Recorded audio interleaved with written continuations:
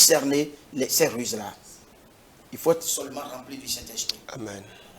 Merci beaucoup, docteur, pour déjà tous ces éclaircissements. Si vous nous suivez, vous êtes téléspectateurs et vous avez aussi des avis, des apports à apporter, n'hésitez pas à nous écrire ou à laisser ça en commentaire. Alors, nous allons nous tourner vers le public pour, si vous avez des questions à poser au docteur en quelques minutes. Rapidement, nous allons prendre. Ok, je réponds toujours au nom du chant Anderson Toufik.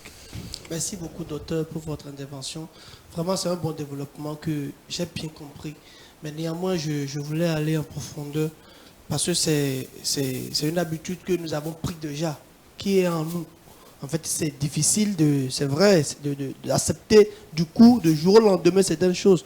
Mais j'aimerais demander, est-ce que il faut rester seulement sur le Jean du 7, Jean 15, verset 7, pour définir ce que c'est que la prière, parce qu'à la fin, ça dit tout ce que vous allez demander au Père. C'est un peu comme chez moi, c'est un peu comme la prière, c'est juste pour la demande. Ok, je crois que c'est une belle question. Est-ce que la prière, c'est seulement pour demander quelque chose? Non, même en anglais, l'expression demander, la ask, ça veut dire prier. Ça veut dire prier. L'expression qui est employée là-bas, là, tout ce que vous demandez là, ce n'est pas demander, quémander. Ce n'est pas aussi demander. C'est prier. Ça englobe l'autorité que nous prenons sur un démon, par exemple. Voilà, c'est aussi demander. Ça englobe toutes les déclarations, tout ce que nous attirons vers nous, tout ce que nous appelons à l'existence. Lorsque nous parlons, nous appelons des choses qui n'existent pas. Et nous les amenons à l'existence par notre capacité à prononcer, à appeler, à déclarer. Vous voyez un peu. Donc le texte ne dit pas demander, un peu comme quémander. Vous voyez, non? Il y a, dans prière, il y a, comme je l'ai dit, il y a déclarer, il y a réclamer et il y a proclamer. Vous voyez un peu. Maintenant, je viens chez le journaliste, je dis, tu me devais 10 000. Et je viens, je dis, donne-moi 10 000, donne-moi les 10 000. Là, je réclame. Vous voyez, non? Mais tu ne me dois rien. Je dis, donne-moi 10 000. Là, je demande. Vous voyez un peu? Alors, nous sommes héritiers des choses de Dieu. Il nous arrive de réclamer. C'est comme on nous doit. Vous voyez, non? Donc, quand il dit demander, là, demander prend en compte tout ce qu'on nous doit, tout ce que nous voulons nous-mêmes, et l'autorité que nous émettons nous aussi. Ça prend en compte tout ça. Amen. Une deuxième question rapidement. Je monte toujours en haut du début.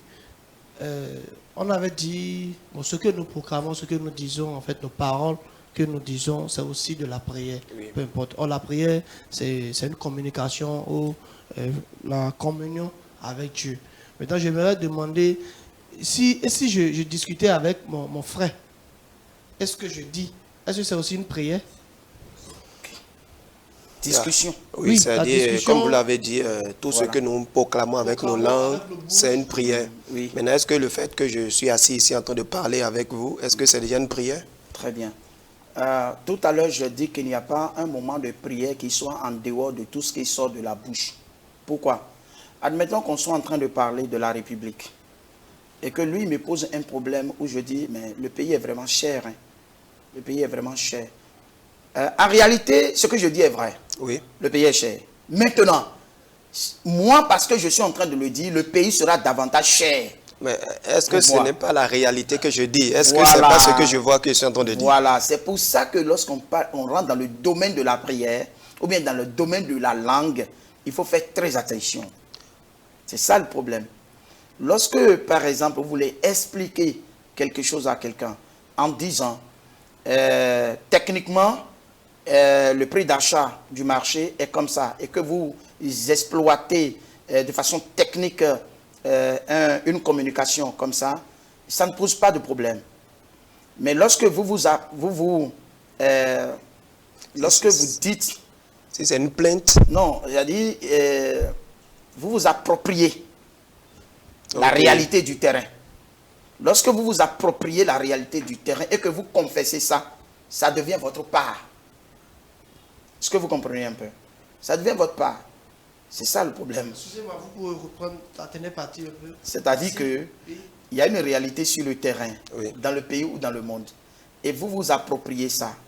Vous dites que comme vous ça. avez cru à ça. Et ça, vous l'avez accepté. Et vous confessez ça. Alors donc, ça devient votre part immédiatement. Donc ça veut dire que même si tout le monde dit que le pays est cher, nous, en tant qu'enfants de Dieu, on ne doit pas accepter ça. J'entends parler dire, faites connaître vos besoins, pas tout ça de supplication. Oui. Mais si ça peut être une partie de ça. Bon, si c'est vrai, je vis, je sais que le pays va mal. Je dis vraiment, ah mon frère, je sais que c'est avec ton de tristesse ou bien d'amertume que je pourrais dire, bon, le pays va mal, mon frère. Quand vous dites ça, vous ressentez ce qui est mal en vous-même. Et comme vous confessez ça. Yeah. C'est justement ce que je suis en train de dire qui n'est pas bien là. C'est ça, ce n'est pas bien. Donc, je comprends simplement, hein, homme de Dieu, je comprends simplement que quelle que soit la situation devant laquelle nous sommes, nous ne devons pas nous approprier de ça. Nous ne devons pas accepter la réalité. Non. Même si c'est vrai, nous ne devons pas accepter ça. Nous devons penser que ce n'est pas notre portion, ce n'est pas notre cas. Même si tout le monde est en train de croire et déclarer ça, nous allons dire non, ce n'est pas ça. Même si nous voyons quelqu'un qui est malade et nous voyons la maladie, la personne en train de souffrir en tant qu'enfant de Dieu, nous croyons dans notre cœur que ce n'est pas la portion que Dieu nous a réservée et puis nous allons déclarer le contraire. C'est ce que vous êtes en train de dire. C'est ce que je suis en train de dire. Alors. Parce qu'en réalité, nous incarnons et nous représentons la divinité ici. Donc il ne faut pas accepter les choses du monde comme ça. Amen. Alors, je ne sais pas s'il y a d'autres questions. Oui, allez-y. Merci beaucoup, pasteur, pour votre belle intervention, que j'approuve d'ailleurs. Ma question, c'est la suivante. En dehors de Jean 15, le verset 7, dans une autre circonstance, les apôtres ont demandé à Jésus-Christ comment ils devraient prier. Yeah. Et Jésus-Christ leur a donné la formule de prière. Ma question, c'est de savoir, prier selon cette volonté de Jésus revient à multiplier ses paroles, à redire ses paroles, ou bien comment nous devons réellement prier à partir de cette prescription venant de Christ? Aujourd'hui, nous voyons dans certaines églises où ces gens de prière sont récités. Oui. Est-ce que c'est la même chose que nous devons faire? Non, ce n'est pas bien de faire la même chose. En réalité, quand les apôtres demandaient à leur maître, enseigne-nous à prier, c'est parce qu'ils ne voulaient pas dire, enseigne-nous à faire les miracles. Enseigne-nous à déployer la puissance. Enseigne-nous. Ils voient toujours Jésus prier. Et maintenant, ils ont dit, mais écoute, enseigne-nous aussi à prier. Et là, Jésus commence à leur enseigner maintenant à prier. Il dit, si vous priez là, dites, notre Père qui est aux cieux. Admettons que quelqu'un qui n'a pas son Père au ciel, qui commence à dire, notre Père qui est aux cieux. Est-ce qu'il sera écouté au ciel? Non. Non. Jésus est en train de leur dire que le commencement de la prière, c'est que vous ayez votre Père qui soit dans les cieux. Vous voyez un peu. Et maintenant, si votre Père est dans les cieux, la première chose que votre Père vous fera, il vous sanctifiera. Vous voyez, il vous rendra saint. Il va ôter vos péchés. Notre Père qui est aux cieux. Que ton nom soit sanctifié. Ton nom qui nous a sauvés là, ça nous sanctifie. Et puis il fait de nous maintenant son habitat. Que ta volonté soit faite sur la terre comme elle est faite au ciel. C'est nous qui imposons la volonté de Dieu sur la terre. C'est pour ça qu'il dit que nous sommes le sel de la terre. Il y a des milliers de personnes qui ne font pas la volonté de Dieu. Aujourd'hui, dans le monde, la volonté de Dieu n'est plus accomplie. Et c'est nous qui devons imposer la volonté de Dieu au monde. Donc, jusqu'à la suite, même dans notre pain quotidien, il ne s'agit pas du pain que nous achetons à la boulangerie. Il s'agit du pain spirituel qui est descendu du ciel. La révélation de la parole de Dieu, qui est notre nourriture. Vous voyez, ne nous induis pas en tentation. C'est vrai. Il ne peut jamais nous induire en tentation. Il est en train de dire que chaque fois où le tentateur se présente, donne-nous les moyens pour nous en sortir. Effectivement, il est dit que vous ne serez jamais tentés au-delà de votre force. Vous voyez, donc il est en train d'enseigner les différents principes d'une relation équilibrée avec Dieu. Et c'est ce qu'il est en train de dire. Ce n'est pas une récitation, ce n'est pas une poésie, ce n'est pas un récit. Nous ne devons pas réciter ça. Mais il est en train de donner des recommandations, des choses qui doivent être au complet dans la vie de quelqu'un avant qu'il ne commence à prier Dieu. C'est de ça qu'il s'agit. Merci. Ma dernière question, c'est la suivante. Jésus nous a beaucoup exhortés à manifester de la foi, surtout dans les œuvres et dans la prière. Tout à l'heure, vous avez expliqué que le jeûne, lorsque nous jeûnons, et pour une demande particulière, que ce n'est pas la meilleure manière de jeûner. Moi, par exemple, j'avais jeûné par rapport à une situation précise dans ma vie, par rapport à des attaques particulières. J'avais jeûné pendant 7 jours. Et j'avais mon regard centré sur Dieu. Et j'écoutais la parole, je lisais la parole pendant 7 jours et je priais beaucoup. Et au bout du 7e jour, j'ai été récompensé. Est-ce que vous voudrez dire que j'ai mal agi ou bien ma foi associée à ce jeûne m'a permis d'avoir une part de la grâce qui nous est donnée, qui est donnée à tout chrétien? Merci beaucoup. Effectivement, il y a des choses qui arrivent dans notre vie, mais auxquelles nous ne pouvons pas tout de suite attribuer à un comportement. Il y a des événements, il y a des choses qui nous arrivent auxquelles nous ne devons pas attribuer un comportement. Ce n'est pas bien. Je prends le cas de la louange. Paul et Silas étaient en prison. Ils ont commencé à chanter et ils sont sortis de la prison. Pierre était dans la même prison, mais lui, il dormait. Lui aussi, il est sorti de la prison. Ça veut dire que ce n'est ni le sommeil, ni la louange qui les a fait sortir. Vous voyez un peu. Il peut arriver que vous soyez dans une situation où vous dites, Seigneur, j'ai mes regards braqués sur toi. Vous n'avez ni jeûné, vous n'avez ni prié outre mesure, mais votre attitude de concentration sur Dieu, qui sollicite Dieu, intervient, fait intervenir la puissance de Dieu. Vous voyez un peu. Donc, ce n'est pas bien d'attribuer forcément un bienfait de Dieu à un comportement donné. Il dit, c'est parce que j'ai jeûné, c'est parce que j'ai beaucoup prié, c'est parce que, ce n'est pas bien. Amen. Merci, docteur, pour... Oui, alors, merci, docteur, merci, pasteur, pour ce sujet. C'est vraiment intéressant. Et je dirais, j'approuve à 90% les propos de... Non, pas à 100%. Non, pas à 100%. Et la raison, bon, je vais poser des questions, peut-être que voilà. La première des choses que j'aimerais dire, c'est que je vais aller encore un peu plus loin pour dire que la prière commence même dans la pensée.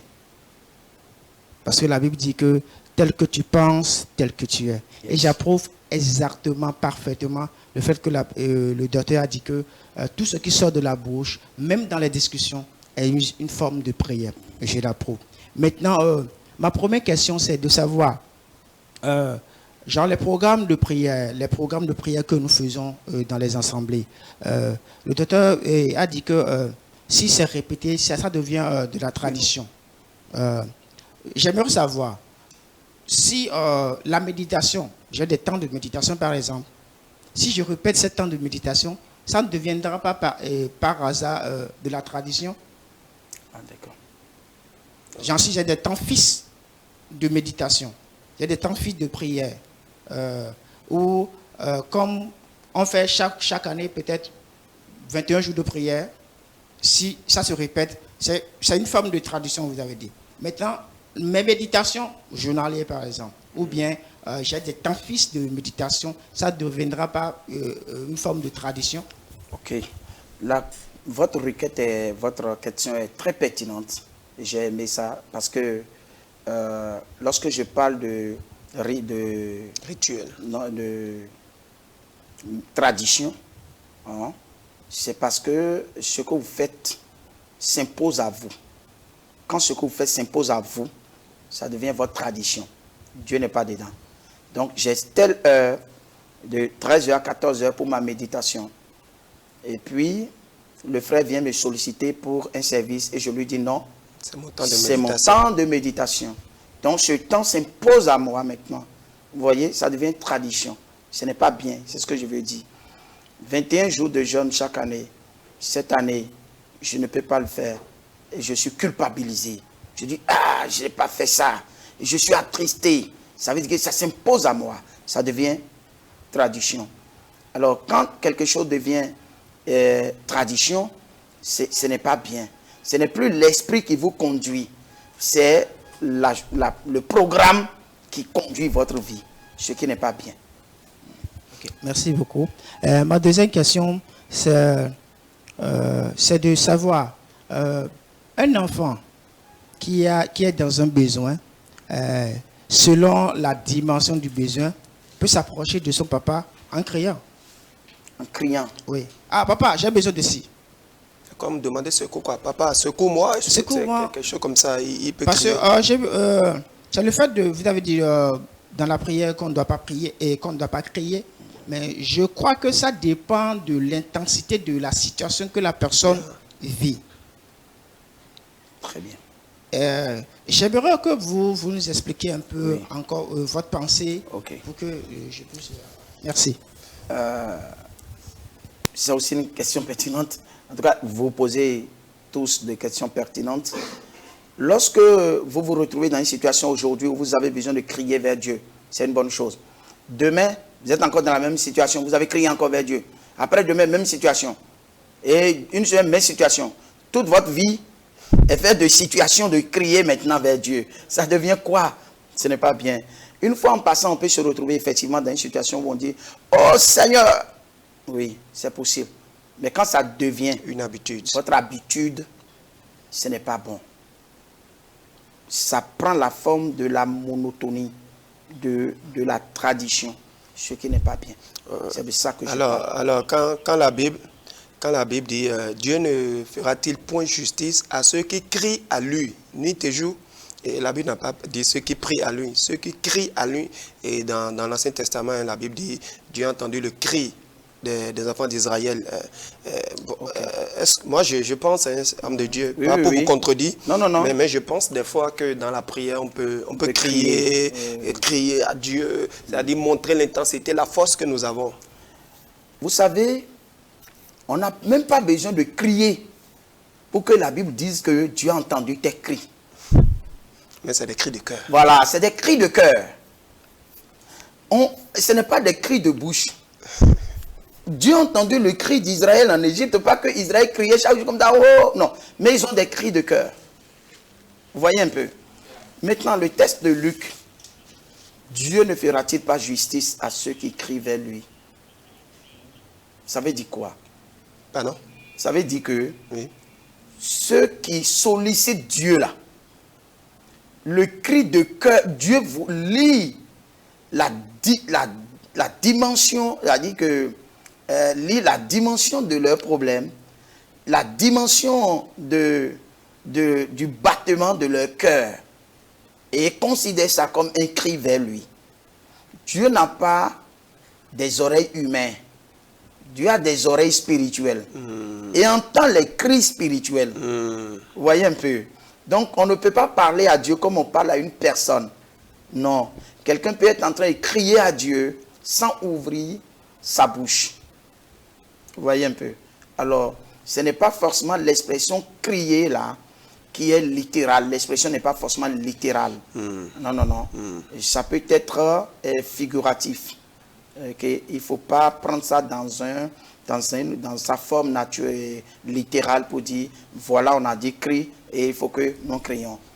L'autre chose aussi que je vais ajouter, c'est que beaucoup de chrétiens lisant la Bible comprennent, c'est-à-dire on enlève les expressions bibliques de leur contexte spirituel, on les ramène dans le naturel des hommes. Et c'est comme ça qu'on comprend la Bible. Non. La Bible a été écrite dans un langage hautement figuratif. C'est un langage spirituel. Et l'apôtre Paul a dit, nous utilisons un langage spirituel pour les choses spirituelles. Le naturel pour les choses naturelles. Pour que nous puissions bien comprendre le fonctionnement de Dieu. Amen. Voyez un peu. Amen. Alors, quand vous dites que nous ne devons pas avoir un temps à part pour prier, la Bible dit dans Acte 3, il dit à l'heure de la prière, Paul et Pierre et Jean montaient à l'heure de la prière. Est-ce qu'il ne peut pas avoir une heure pour la prière? Dans nos assemblées, nos activités de la semaine, nous avons un jour qui est réservé à la prière, où tout le monde se rassemble et on prie. Est-ce qu'il ne peut pas avoir un temps pour la prière? Est-ce que dans ma famille, je ne peux pas instaurer le culte familial et c'est notre temps de prière? On se dit chaque semaine ou chaque jour, voilà le temps auquel nous prions. Très bien. C'est normal. Un temps de prière, il n'y a rien de plus normal que d'avoir un temps de prière. Ça, c'est bien pour tous les chrétiens. Dans une communauté, dans une famille, même en amitié, doivent avoir un temps de prière. Et ce que je suis en train de dire, c'est qu'il est important pour les chrétiens d'avoir une vie individuelle de prière. Et de ne pas seulement se fier au temps de prière en assemblée. Ce n'est pas que c'est mauvais. Mais il faut à chaque chrétien d'avoir cette vie personnelle de prière. Ça, c'est très important. Amen. Mais le texte que vous venez de lire là, l'heure de prière là, ce n'est pas les apôtres qui ont cette heure là. C'est le temple de Jérusalem. C'est l'heure de la prière des Juifs. Et puis les Juifs vont là-bas, ils font à leur prière. Et les apôtres aussi vont là-bas pour aller prêcher l'évangile de Jésus-Christ là-bas. C'est de ça qu'il s'agit. Alors, nous tendons vers la fin de cette émission, mais avant de finir, nous allons aborder un autre point sur lequel nous allons revenir dans une autre émission avec vous, certainement, et quelqu'un d'autre, le combat spirituel. Oui. Dans la prière aujourd'hui, on nous parle de différents types de prières, et l'un de ces types de prières, c'est le combat spirituel, où le chrétien doit chasser les démons, le chrétien doit prier contre la sorcellerie, prier contre Satan. Comment vous définissez ça? C'est quoi le combat spirituel? En réalité, le combat spirituel, c'est l'affrontement spirituel. L'affrontement spirituel, c'est le sens du combat spirituel, c'est la conquête. Ce n'est pas l'attaque. La conquête, c'est le fait que les chrétiens vont chercher d'autres personnes du monde païen pour les ramener dans le royaume de Dieu. Oh, c'est ça la prière. C'est ça le combat. Ce n'est pas l'évangélisation, ça. L'évangélisation, c'est le combat spirituel. C'est une arme. Ça fait partie des armes, les chaussures que nous mettons de l'évangile. Maintenant, le chrétien, il est là, il attaque le diable. Et non, ce n'est pas un combat d'attaque. C'est un combat de conquête. Mon ami, il y a beaucoup de chrétiens qui, la semaine dernière, sont déjà partis chez des visionnaires. Oui. Ils sont en train de nous lâcher. Notre royaume est en train de diminuer. Et nous, on est là, on attaque. Au lieu d'aller aussi dans son camp pour aller prendre ceux qu'il a fait prisonniers. Et puis quand on est dans le camp du diable, le diable ne peut pas nous attaquer parce qu'on est venu dans son camp. Il sait que nous sommes dans un combat d'astuces, d'idées, de pensées, d'échanges, et non dans un combat d'attaque. Voilà. Donc quand nous on se rassemble, puis on dit Satan il est vaincu, il sera vaincu comment? Si Satan doit être vaincu, Abraham l'aurait vaincu, Moïse l'aurait vaincu, et David l'aurait vaincu, Jésus même l'aurait vaincu, Paul, Jean, Jacques, Pierre, il l'aurait vaincu. Et aujourd'hui on ne parlerait plus de lui. Ce n'est pas un combat d'attaque. C'est un combat de conquête de territoire ou de royaume. Satan n'a pas été vaincu par Jésus, est-ce que vous le dites? Bon, s'il a été vaincu, hein, mais littéralement s'il a été vaincu, pourquoi les chrétiens prient encore aujourd'hui pour dire qu'il soit vaincu? Si littéralement il est vaincu, c'est-à-dire on n'a même plus besoin de prier pour dire qu'il soit vaincu. Exactement. Vous voyez un peu? Exactement. Alors donc, le combat spirituel se passe à deux niveaux. Il y a le fait que Matthieu 12, verset 29 dit, on ne peut pas rentrer dans la maison d'un homme fort et piller ses biens sans auparavant lier cet homme fort. Alors donc, Jésus a dit ça parce que lui, effectivement, il a lié les pouvoirs sataniques. Tout ce qui est pouvoir despotique du diable a été lié par Jésus. Et le combat au deuxième niveau se passe entre les chrétiens et les païens. Vous voyez un peu, entre les chrétiens et les païens.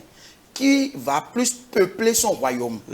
Et nous sommes les agents du royaume de Dieu, chargés de développer et de peupler le royaume de Dieu par l'évangile. Eux aussi, ils ont la nouvelle technologie. Ils ont les sectes. Ils ont beaucoup de choses là-bas. Ils ont même des religions qu'ils ont inventées eux-mêmes pour nous amorcer vers eux. Vous voyez un peu. Et nous, à la fin du combat, nous, on pourra dire, chacun doit dire, j'ai combattu le bon combat. Ça veut dire quoi? J'ai gardé la foi. Wow. Vous voyez un peu? Alors, la foi devient l'élément capital que le diable veut nous arracher. Et l'élément que nous aussi, on veut conserver. L'élément que nous voulons semer aussi dans les gens qui sont dans son camp pour les ramener dans le royaume de Dieu. Ça devient donc un combat de conquête de territoire. Donc, ce n'est pas prier contre Satan, briser les autels de serpents, briser les autels de sorcellerie, être délivré des liens ancestraux, des malédictions de famille.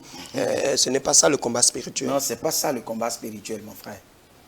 Le combat spirituel n'a rien à voir avec prier contre les liens ancestraux. C'est quoi les liens ancestraux? Le premier jour, vous avez accepté l'évangile là. Vous êtes déconnecté de votre famille. Automatiquement. Automatiquement. Oh, vous êtes docteur de ce que vous dites? Évidemment. Vous êtes déconnecté des liens, à moins qu'on vous a prêché un faux évangile. Le vrai évangile, là, ça vous expose la défaite de Satan sur la croix, les moyens du pardon des péchés et l'obéissance par le Saint-Esprit. Quand on vous expose quelque chose comme ça, vous avez entendu, vous avez que le Saint-Esprit rentre en vous. C'est pour vous déconnecter de votre famille. Vous devenez désormais fils d'Abraham. Votre arrière-grand-père qui est sur la terre, on le bannit. Ta famille sera cisaillée, tu seras déconnecté. C'est spirituellement. Mais pasteur, nous avons vu des cas très, très pratiques où des pasteurs, même des serviteurs de Dieu, dont le papa était dans des liens. Et avec le temps, on a vu les mêmes liens se manifester dans leur vie, ou le même lien se manifester dans la vie de leurs enfants. Et il a été dit que c'est parce qu'ils n'ont pas pris le temps, lorsqu'ils ont reçu Christ, de briser d'abord ces liens. Donc, est-ce que vous ne pensez pas que c'est vraiment important que nous puissions, quand nous-mêmes en Christ, briser certains liens avant de continuer la marche? Non, il est vrai que ces cas existent, mais seulement que ces cas-là n'existent pas dans la Bible. Ces cas n'existent pas chez les disciples. Ces cas existent ailleurs. Vous voyez un peu, c'est vrai que ça existe, mais avec des personnes qui n'ont pas reçu l'évangile. Vous savez, quand vous avez mal reçu l'évangile, vous êtes mal né de nouveau, vous grandissez mal, vous créez une église, vous enseignez encore mal. Et sur toute la chaîne, tout est mauvais.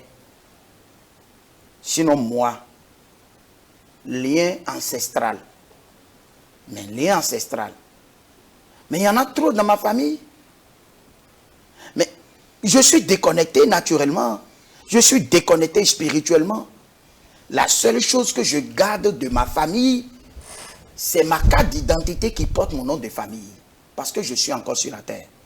Sinon, les malédictions, les hôtels, les alliances, toutes ces choses-là sont systématiquement brisées. Sans aucune prière de délivrance. Au fait, là encore, c'est ça le problème. C'est l'évangile qui est une puissance pour notre salut. Ce n'est pas la prière qui est une puissance pour notre salut. Car l'évangile est une puissance pour le salut de quiconque croit. C'est quoi? Puissance. Puissance, c'est la manifestation du Saint-Esprit qui arrache une personne du monde des ténèbres et le fait asseoir dans le royaume de Dieu.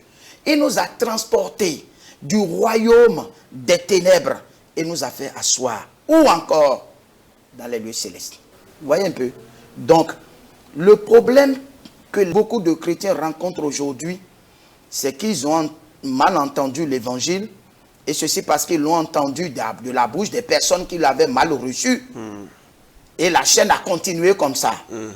On a même l'impression qu'ils sont plus nombreux que ceux qui prêchent vraiment le vrai évangile. Justement. C'est ça le problème. Justement. Parce que c'est habituel aujourd'hui dans les églises de réveil, où on a même des séances de délivrance pour les chrétiens, où quand des gens viennent, on leur impose la main. Alors, bon, quand vous voyez souvent dans ces temps de délivrance, les gens tombent roulés par terre. Pourtant, c'est des gens qui sont dans l'église il y a longtemps. Est-ce qu'on va dire qu'ils n'étaient pas nés de nouveau, c'est ça? Oui, non, c'est des païens. C'est des païens. C'est des païens. Toutes ces personnes, vous voyez tomber dans les églises, c'est des païens. Tous ceux qui tombent dans les églises. C'est des païens. C'est des païens. En fait, il y a deux façons de tomber. Dans la Bible, là, il y a deux façons de tomber. Il y a des personnes, dans la Bible, par exemple, on a vu Jean, non? Il dit, il tomba face contre terre. C'est pas violemment, hein? C'est pas qu'il est possédé. Hein? Il tomba face contre terre. Ça aussi, c'est tombé. Mais il tomba face contre terre. Observez ceux qui tombent là. Est-ce que c'est des personnes qui tombent face contre terre? Maintenant, il y a deuxième façon de tomber. La Bible dit que le jour où ils sont venus dans le jardin de Gethsémane pour se saisir de Jésus, ils ont posé la question, qui est Jésus parmi vous? Il s'est levé, il a dit, c'est moi. Ils sont tombés. Et ils sont tous tombés, et comment? À l'envers. C'est des rebelles. Oh. C'est des inconvertis. C'est des opposants à la volonté de Dieu. Ils sont pleins dans les églises. Ils ne sont jamais convertis. Ils n'ont jamais eu un corps à corps avec la parole de l'évangile. Le Saint-Esprit n'a jamais eu leur place dans leur cœur. c'est les Ananias, c'est les Saphira. Pierre a dit, comment Satan a-t-il rempli ton cœur? Ça veut dire que le Saint-Esprit n'a jamais fait de lui son habitat. C'est des gens que le diable a préparés et a envoyés. Excusez-moi, je ne vais pas parler contre le système ecclésiastique, mais beaucoup de pasteurs, pour des raisons de l'argent, de moyens financiers, de gloire et de richesse, recherchent simplement remplir le temple de personnes, que de faire des personnes membres à part entière du royaume de Dieu. C'est ça ce qui est mauvais aujourd'hui. Et c'est ça malheureusement ce que nous voyons. Vous rencontrez quelqu'un, il dit il est converti depuis 15 ans. Vous lui exposez l'évangile maintenant. Vous lui posez même la question, c'est quoi l'évangile? Il ne peut pas dire. Il dit l'évangile, c'est Jean 3,16. Il dit un verset. On dit évangile. Et il cite un verset. On lui demande, non, j'ai dit l'évangile. Définition, évangile, c'est quoi? Il n'est pas capable. Il n'est pas capable. Tu lui demandes c'est quoi le salut? Il n'est pas capable. Il dit le salut est que Jésus est mort pour nous. Jésus est mort pour nos péchés. Et Jésus est venu pour nous délivrer de nos péchés. Il dit le salut, un enfant vous est né. On dit des choses comme ça. Mais on ne peut pas donner la définition du mot salut. On ne peut pas donner la définition du mot évangile. Comment quelqu'un qui ne peut pas dire son propre nom peut se réclamer appartenant d'une famille comme ça? Non. Vous demandez mon nom et puis je commence à réfléchir, mon nom de famille. Et puis c'est un peu comme si j'ai oublié. Ce n'est pas possible. L'évangile, c'est la marque qui atteste que vous êtes membre de la famille de Dieu. Mais vous ne pouvez pas dire cette marque-là. Qui vous a baptisé même? Qui vous a prêché l'évangile? Vous êtes dans quelle dénomination? Ces personnes-là, il faut leur prêcher encore l'évangile, les rebaptiser et les remettre, les soumettre à l'école de Dieu pour leur édification spirituelle. Amen. Je crois que j'ai été touché par cette phrase que vous avez dite. Tous ceux qui tombent dans les églises sont des païens. Oui, mais est-ce qu'il y a des gens qui ne tombent pas sous la puissance du Saint-Esprit? C'est la force du Saint-Esprit qui les a saisis. Ils ne sont pas possédés, mais l'Esprit de Dieu les a saisis. Ils ne peuvent pas se tenir debout et ils tombent. Il y a des pouvoirs magnétiques. Il y a des pouvoirs magnétiques qui peuvent... on voit ça. Des personnes qui lèvent la main et puis pour magnétiser les gens. Oui, et vous êtes magnétisé parce que vous êtes païen. Quand vous avez le Saint-Esprit, vous êtes devant quelqu'un qui est en train de faire cette gymnastique de pouvoir magnétique là. Ça ne vous prend pas. Ah bon? Non, ça ne vous prend pas. Tout ce qu'on voit, c'est pas du vrai. C'est pas du vrai. Le fait qu'un pasteur peut souffler dans un micro et une centaine de personnes tombent à la fois. C'est pas du vrai. Ce n'est pas la puissance du Saint-Esprit. Non. La preuve est que le Saint-Esprit, vous l'avez et je l'ai. Et votre Saint-Esprit fait tomber moi, mon Saint-Esprit. Ça ne peut pas se passer. Vous avez le Saint-Esprit, j'ai le Saint-Esprit. Et vous faites comme ça, vous. Et le Saint-Esprit qui est en vous, là, fait tomber le Saint-Esprit qui est en moi. C'est quoi ça? C'est dans quel royaume les gens se contredisent comme ça? Non, ça ne se passe pas comme ça. Et généralement, comme quelqu'un l'avait dit, quand vous voyez ces scènes-là, souvent même à la télé, vous voyez les gens, tout le monde tombe là. Le caméraman, lui, ne tombe pas. Et si lui tombe là, qui va montrer la scène après? Donc la puissance, ça ne prend pas le caméraman. Ça veut dire que la chose est bien connue. On sait ce qu'on fait. Comme ça, c'est pas bon.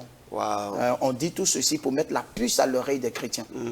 Qu'ils soient éveillés pour savoir que dans le monde, là, tout n'est pas vrai. Tout n'est pas vrai. Surtout pas partout on appelle le nom de Jésus, on appelle le nom de Dieu. Ce n'est pas en tous ces lieux que la vie éternelle est accordée. Et ce que nous devons rechercher, c'est la vie éternelle.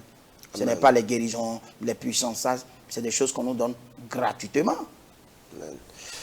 Alors, pasteur, si vous nous suivez, chers téléspectateurs, vous devez prendre ces choses, retourner dans vos Bibles, lire correctement la Bible et chercher à comprendre vraiment la pensée de Dieu. Bien-aimé, tu ne peux pas avoir le Saint-Esprit comme l'homme de Dieu l'a dit et quelqu'un manifeste le Saint-Esprit et toi tu tombes. Et le Saint-Esprit est toujours le Saint-Esprit et un esprit du même royaume ne peut pas se combattre. Et je crois, comme je le disais tout à l'heure au début, nous aurons l'opportunité de revenir encore sur ce plateau avec un autre serviteur de Dieu, ensemble avec le docteur, nous allons essayer de discuter à la lumière de la Bible pour comprendre pourquoi quelqu'un fait la délivrance de cette façon et pourquoi ça ne devrait pas se faire. Alors, avant de conclure cette émission, nous allons laisser la parole encore une fois au public pour poser des questions. Merci beaucoup. J'aimerais savoir, bon, premièrement, la Bible a dit dans Éphésiens 6 ou 5, nous ne combattons pas contre la chair. Je crois bien que Paul a parlé du combat spirituel là. Je crois bien que nous ne combattons pas. Ça dit qu'il y a un combat. Ça dit qu'il y a un combat à faire. Ok. Maintenant, voici ma question. Qu'est-ce que le docteur pense de Pierre après la mort de Jésus? Mais il est retenu à la pêche. Il est retenu dans ce qu'il faisait après la mort de Jésus. Ce n'est pas des liens ou des choses. Bon, il est retenu dans ce qu'il faisait avant. C'est-à-dire qu'il était quelque part, il était dans certaines choses, et après, il est retenu dedans. Entre-temps, même Jésus lui a dit qu'il a été réclamé. Il a été réclamé. Est-ce que ce n'est pas la réclamation spirituelle qui l'a amené encore à retourner? Ok. Donc, voilà un peu ma question. Non, la question est légitime. Seulement, il faut savoir que le Saint-Esprit n'était pas disponible encore. Le jour de la Pentecôte n'était pas encore venu, ce qui était normal. Même les 2 disciples d'Emmaüs étaient d'Emmaüs. Ils se sont retournés à leur village. Vous voyez, le groupe était en quelque sorte dispersé. Chacun retournait à ses activités sous l'effet de la peur et de la crainte. Le Saint-Esprit n'était pas encore en ce moment-là. Aujourd'hui, nous parlons de ceux qui sont convertis, c'est-à-dire ceux qui sont baptisés du Saint-Esprit. Être converti veut dire être baptisé du Saint-Esprit. Si vous n'êtes pas converti, là, vous n'aurez jamais le Saint-Esprit. C'est parce que vous êtes converti que vous avez reçu le Saint-Esprit. Et c'est de ces personnes que moi je parle. Je parle des exemples qui ont commencé le jour de la Pentecôte. Les avant là. Ça ne fait pas partie. Oui, merci, docteur. Oui. Si je l'aborde moi, il y a quelque part dans la Bible, Jésus a prié pour ses disciples et il souffla sur eux. Et la Bible dit qu'ils recevaient le Saint-Esprit. Oui. C'est-à-dire qu'ils ont reçu le Saint-Esprit même avant le jour de Pentecôte. Je vais t'expliquer ça aussi. Oui, allez-y. Au fait, à la résurrection, Jésus, tu parles de Jean chapitre 20, Jésus a fait la première apparition à ses disciples. Il souffla sur eux en disant recevez le Saint-Esprit. Et c'est en ce moment-là qu'ils ont reçu l'esprit du salut. C'est-à-dire, l'œuvre de la croix est appliquée maintenant en forme de l'esprit qu'ils ont reçu. Donc là maintenant, ils sont sauvés. Mais après ça, il n'y a plus eu de déviation, il n'y a plus eu de retour, il n'y a plus eu de problème. Parce que après cela, ils ont attendu maintenant la Pentecôte. Vous voyez un peu, ils ont attendu la Pentecôte et ils ont été revêtus maintenant de la puissance d'en haut. Et ils ont commencé le ministère. C'est de ça qu'il s'agit. Merci. Allez, rapidement. Merci beaucoup, pasteur. En ce qui concerne votre explication par rapport au combat spirituel, je suis complètement d'accord sur des attitudes et que nous devons vraiment partir sur d'un nouveau départ réformiste. Yes. Mais cependant, je pense qu'il y a un certain nombre de choses sur lesquelles nous devons plus avoir d'éclaircissement. Quand nous parlons de l'Esprit de Dieu qui saisit les fidèles dans nos assemblées, il est dit en Actes des Apôtres, l'apôtre Pierre fut saisi par le Saint-Esprit à tel point où il était même entré en transe. C'est la parole, c'est Actes qui le dit. Et il a reçu une révélation de Dieu où il voyait dans un contenu toutes sortes d'animaux. Et Dieu lui demanda de les manger. Il dit jamais qu'il ne peut pas faire quelque chose de si impur. Nous voyons là une manifestation de l'esprit. Qu'en pensez-vous de ça, par exemple? Est-ce que nous voulons limiter l'action du Saint-Esprit? Est-ce que nous voulons penser à la place de l'esprit de Dieu? La parole dit également que rien n'est impossible à Dieu et que ses voies sont insondables. Évidemment. Merci beaucoup. Effectivement, l'apôtre Pierre était tombé en extase. Il a reçu une grande révélation. C'était normal parce qu'il ne voulait pas aller chez les païens. Lui ne voulait pas aller chez Corneille. Dieu lui a révélé ça avant la venue des envoyés de Corneille. Et ce qui lui a permis de bien recevoir les envoyés de Corneille et de les suivre. Donc c'est dans le cadre de sa mission que Dieu lui a accordé cette révélation. Dieu ne faisait pas ça dans l'église de Jérusalem. Pierre, par exemple, n'a jamais levé la main et puis les gens sont tombés, Non, il ne fait pas des trucs comme ça. Il prêchait l'évangile et il enseignait la doctrine de Christ. C'est tout. Merci beaucoup. En ce qui concerne toujours le combat spirituel, et, j'entre dans la même veine que mon frère, en Éphésiens, le chapitre 6, le verset 10 à 18. Paul a prêché l'évangile de Christ aux Éphésiens qui ont reçu de Jésus et qui ont décidé de se faire baptiser. Il leur a demandé d'apporter tout ce qu'ils avaient sur eux, qui les liait encore au monde et aux ténèbres. Les livres maléfiques, les livres de magie et tout. Mais après ça, Paul n'est pas resté tranquille malgré leur reconversion. Il est encore revenu. Plus tard, il dit revêtez-vous de la puissance de Dieu. Et que nous n'avons pas mené un combat de la chair, mais un combat contre, le monde des ténèbres. Donc c'est qu'il y a un combat. Et il donne ensuite des armes pour remporter victorieusement la vérité, la recherche de la vérité, le salut, la justice. Et il a fait mention également de la prière, de faire monter par la prière toutes sortes de requêtes et de supplications. Et nous savons également que les démons existent. Oui.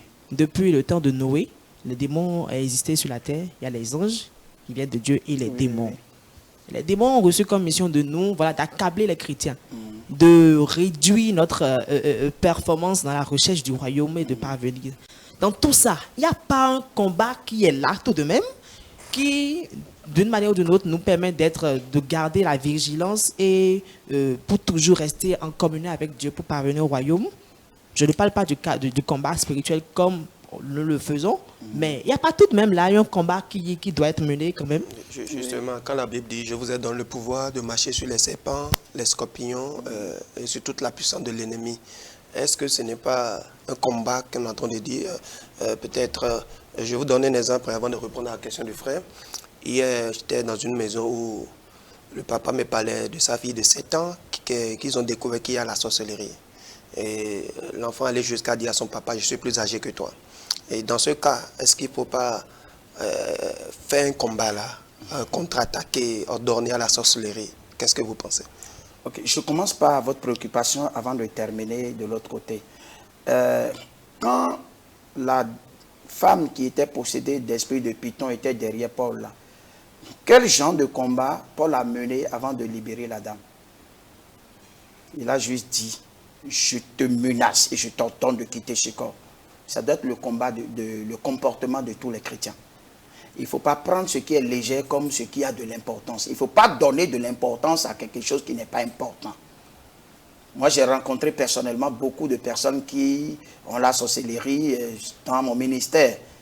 Mais je me suis jamais mis dans une histoire de combat, beau, le feu. Non. C'est des personnes à qui j'ai exposé clairement, honnêtement, sincèrement l'évangile.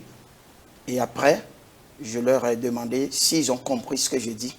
Quand ils ont dit qu'ils ont compris, je leur ai imposé les mains et j'ai prié. Et puis, les jours à venir, les manifestations qu'ils ressentent la nuit, toutes ces manifestations ont cessé. Les connexions ont été coupées, les liens ont été coupés, ils ont été complètement déconnectés. Il ne faut pas donner de l'importance à des choses qui ne sont pas importantes. Un enfant dit j'ai la sorcellerie. Certainement, l'enfant est connecté, car l'enfant n'est pas assez conscient pour s'engager dans une sorcellerie. Donc l'enfant est une antenne. Les vrais acteurs de la sorcellerie sont ailleurs et manipulent l'enfant. Il faut juste couper ce pont-là pour l'enfant. Et ça, tu n'as pas besoin d'aller jeûner 10 jours, 20 jours. Non. Si vous avez des cas comme ça, pour leur délivrance, c'est aussi simple. Ce que l'apôtre a fait pour la dame, c'est comme ça on procède. Il faut avoir la foi. Il faut savoir qui l'on est dans le Seigneur. Amen. Il faut déployer de la puissance. Et puis, l'enfant est déconnecté. C'est aussi simple que ça. Maintenant, quant au combat spirituel dont l'apôtre a fait mention, où il a cité les armes spirituelles. Quelles sont les armes? La vérité pour ceinture. La cuirasse de la justice. Le casque du salut. Le zèle, les chaussures. Le zèle que donne l'évangile de paix, le bouclier de la foi et l'épée de l'esprit qui est la parole de Dieu. Il a fini les armes. Tu as vu prière dedans maintenant? Il n'y a pas prière dedans. Maintenant, dans le verset 18, il recommande adresser à Dieu toutes sortes de prières. Vous voyez, non? Ouais, il a fini avec les armes. Hein.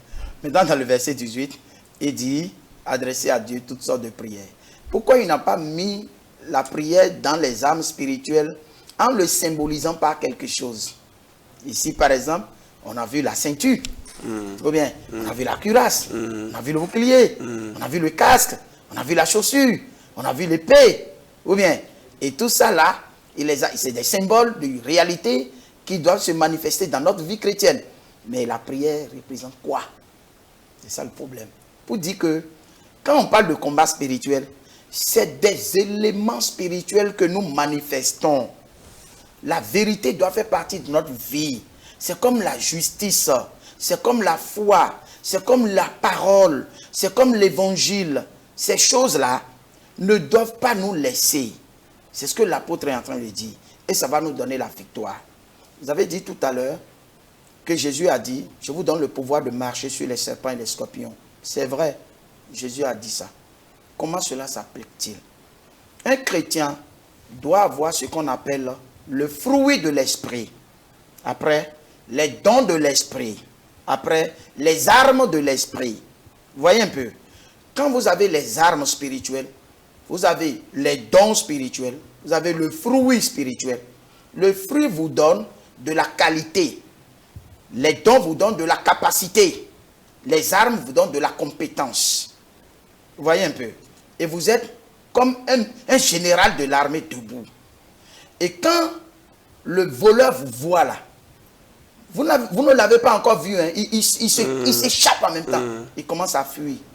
C'est comme ça le combat spirituel. Ce n'est pas nous qui allons faire la chasse aux sorciers. C'est les sorciers même qui commencent à fuir quand nous venons dans leur environnement. Amen. C'est comme ça le combat spirituel. Amen. Il nous faut être revêtus simplement. Amen. Merci beaucoup, docteur. La dernière question, s'il y en a. Ok, d'accord. Merci beaucoup, docteur. J'aimerais comprendre, qu'en est-il pour, si la Bible nous dit, fuir le péché et résister au diable. Est-ce que ce n'est pas une forme d'attaquer? J'aimerais comprendre un peu. Quoi. Ok. Résister au diable. L'expression résistance fait appel à la maîtrise de soi. Résister au diable. Donc, maîtrisez-vous. Le diable fait trois choses. Il fait la provocation. Les gens vont vous provoquer, vous insulter. Ne réagissez pas. Résistez. Le diable fait la séduction. Les filles vont rôder autour de vous, s'offrir à vous gratuitement. Résistez. Maîtrisez-vous. La persécution, c'est la troisième arme du diable. Les gens vont vouloir vous décourager par rapport à votre foi. Résistez. Résistez au diable. Résistez à ses astuces, à ses assauts, à ses ruses, la provocation, la séduction et la persécution. Résistez à ça. Le diable lui-même ne viendra jamais vous attaquer comme ça. Impossible. C'est quand vous ne résistez pas à ses offres. Vous ne résistez pas. C'est-à-dire vous n'avez pas la maîtrise. Vous n'avez pas de la retenue, la tempérance. Vous n'avez pas ces choses-là. Vous tombez dedans facilement. Et quand vous tombez de péché en péché, le diable vous saisit maintenant. Il vous crible maintenant comme un fromage. Parce que vous êtes venu dans son camp. Amen. Merci. Merci beaucoup, docteur. Merci, cher public. Nous sommes à la fin de notre émission. Et comme je le disais, ce n'est qu'une première partie. Nous reviendrons pour continuer sur notre numéro et parler plus en profondeur du combat spirituel et comment cela doit se faire et en quoi cela consiste. Aujourd'hui, nous avions parlé de la prière dans tout son sens. Nous avons compris que la prière, c'est une relation avec Dieu, c'est une communication avec Dieu et ça peut se faire de toutes les manières, sur ta moto, dans ta voiture, dans ta chambre à coucher, dans ta douche, tu peux être en train de prier. Et nous avons compris que toutes les paroles que nous sortons de notre bouche, c'est aussi une forme de prière. On n'a pas besoin forcément d'aller sur une montagne de prière. On n'a pas forcément besoin d'aller dans un camp de prière pour que Dieu nous exauce. Dieu peut nous exaucer parce que Dieu a des oreilles spirituelles.